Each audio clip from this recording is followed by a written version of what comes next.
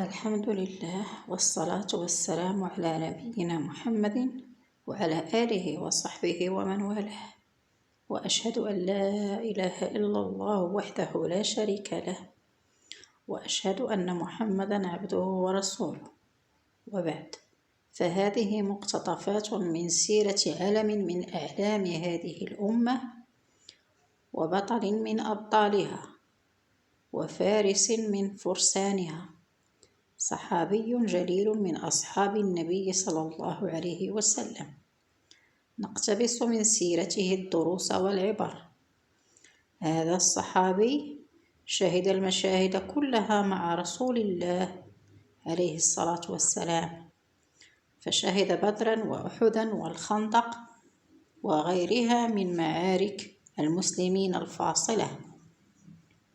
أسلم وعمره 17 عاما، وكان من السابقين إلى الإسلام.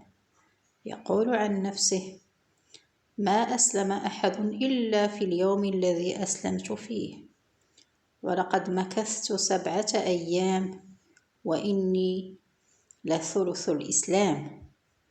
وقد كان قائد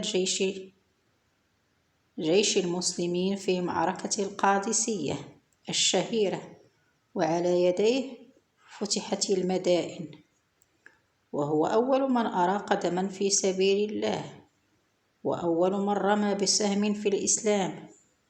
وقد فداه النبي صلى الله عليه وسلم بأبويه يوم أحد، عندما رأى شجاعته واستبساله في الدفاع عنه، وهو أحد 10 المبشرين بالجنة، وهو أحد 6 الذين توفي النبي صلى الله عليه وسلم وهو عنهم راض.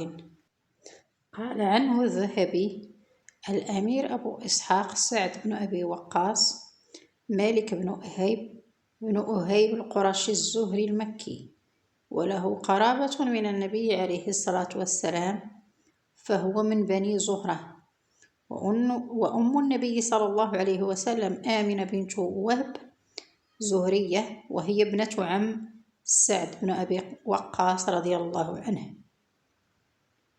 عن جابر بن عبد الله رضي الله عنه أن النبي صلى الله عليه وسلم قال عن سعد رضي الله عنه: هذا خالي فليرني امرؤ خاله.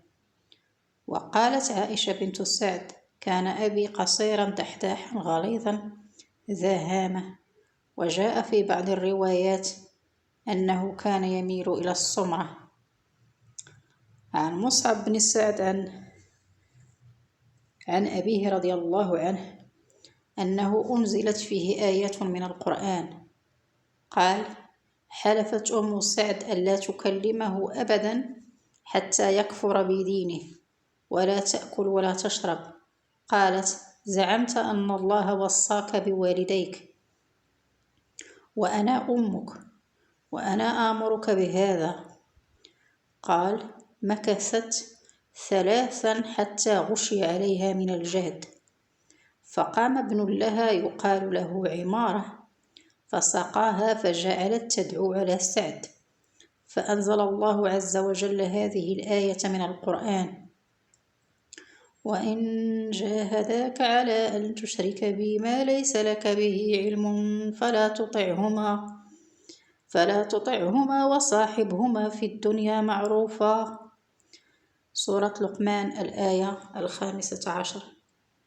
وفي رواية أنه قال: يا أمه، تعلمين والله لو كانت لك 100 نفس فخرجت نفسا ما تركت ديني هذا، فإن شئت فكلي وإن شئت لا تأكلي، فأكلت.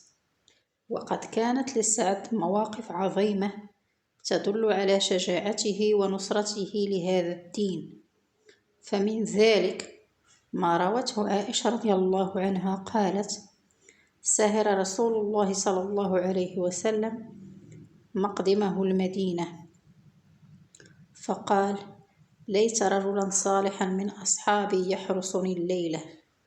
قالت: فبينما نحن كذلك سمعنا خشخشة سلاح، فقال: من هذا؟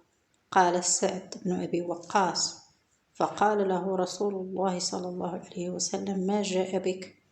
قال: وقع في نفسي خوف على رسول الله فجئت أحرسه، فدعا له رسول الله صلى الله عليه وسلم ثم نام. قالت عائشة: فنام رسول الله صلى الله عليه وسلم حتى سمعت غطيطه. ومنها ما رواه قيس قال: سمعت سعد رضي الله عنه يقول: إني لأول العرب رمى بسهم في سبيل الله، وكنا نغزو مع النبي صلى الله عليه وسلم، وما لنا طعام إلا ورق الشجر، حتى إن أحدنا ليضع كما يضع البعير أو الشاة ما له خلط. قال الشراح: أي لجفافه ويبسه. وقد أبلى سعد في موقعة أحد بلاء عظيما، فقد جاء عن أبي عثمان أنه قال: لم يبق مع النبي صلى الله عليه وسلم في بعض الأيام التي قاتل فيهن رسول الله غير طلحة وسعد، وكانا يقاتلان عن النبي صلى الله عليه وسلم أشد القتال، وكان ذلك في موقعة أحد. وكان سعد من أمهر رماة العرب. عن عبد الله بن الشداد رضي الله عنه قال: سمعت عليا يقول: ما جمع رسول الله صلى الله عليه وسلم أبويه لأحد غير سعد بن مالك، فإنه جعل يقول له يوم أحد: ارم فداك أبي وأمي. وهذا الحديث يدل على كفاءته العظيمة ومنزلته عند النبي صلى الله عليه وسلم. ومن المواقف التي تدل على ورعه وتقواه أنه اعتزل الفتنة التي حدثت بين الصحابة، وجاء إليه أصحابه وقالوا: يا سعد، ألا تشارك معنا في القتال؟ قال: لا، حتى تأتوني بسيف له عينان ولسان، يقول هذا مؤمن وهذا كافر. وأنشد يقول: لا تخلطن خبيثات بطيبة، واخلع ثيابك منها وانج عريانا.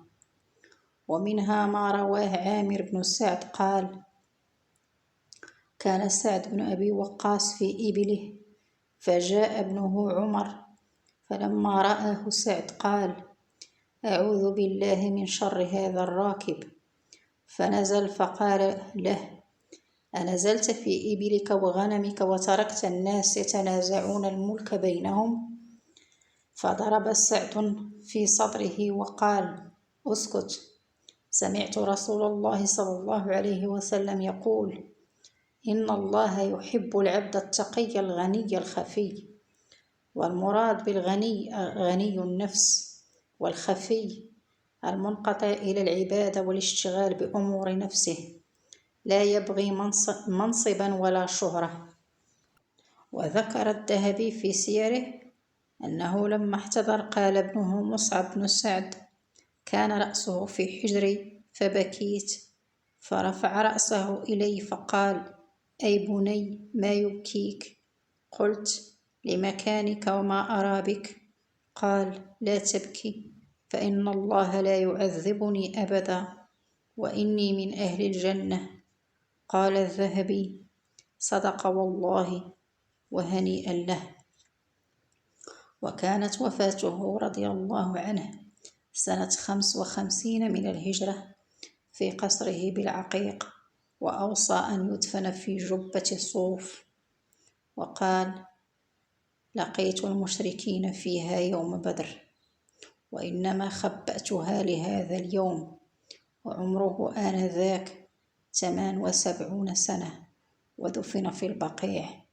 رضي الله عن سعد، وجزاه عن الإسلام والمسلمين خير الجزاء، وجمعنا به في دار كرامته، والحمد لله رب العالمين، وصلى الله وسلم وبارك على آله وصحبه أجمعين. والسلام عليكم ورحمة الله تعالى وبركاته.